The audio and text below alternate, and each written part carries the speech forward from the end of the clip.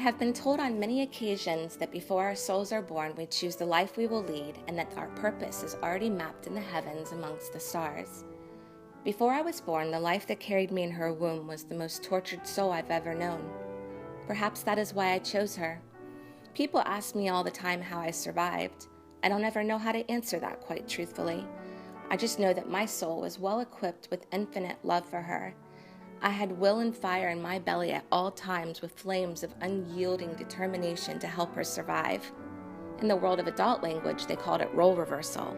In my language, I simply called it my purpose. When Mommy was pregnant with me, she had been in and out of the hospital several times due to stress, drug addiction, and abuse from the men she partied with. Grandma said when Mommy's water broke, she pinned her knees together to try to keep me inside her body, but Grandma insisted that she go to the hospital. Mommy was scared that I would be taken away by the mafia. Anybody with authority or power over her was a part of the mafia. She felt surrounded by takers and believed that the mafia was coming for her and me, so she tried to keep me in her body for as long as possible. I don't blame her for feeling the way she did. I can't judge it a bit because in Mommy's life so far, everything was taken from her.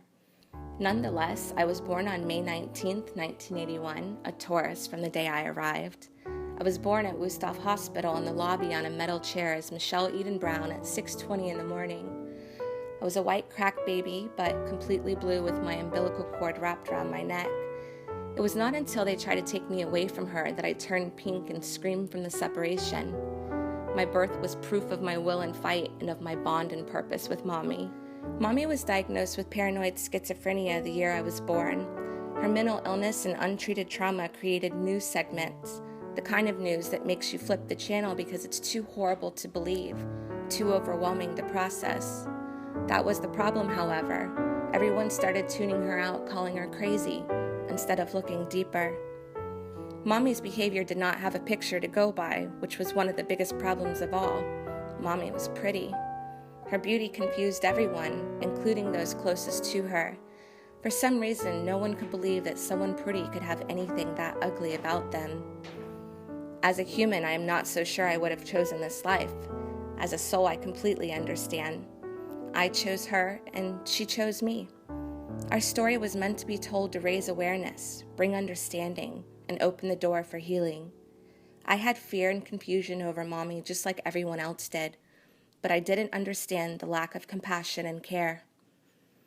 By the time you finish reading my diary, you will see why everything about the backstory could have prevented the future. Browntown could not see beyond the blueprint of their own story because of the secrets, lies, stigma, and shame that invisibly blinded them, shackling them to a constricted horizon. If education, resource, and compassion were in place, I would not have a story like mine to tell.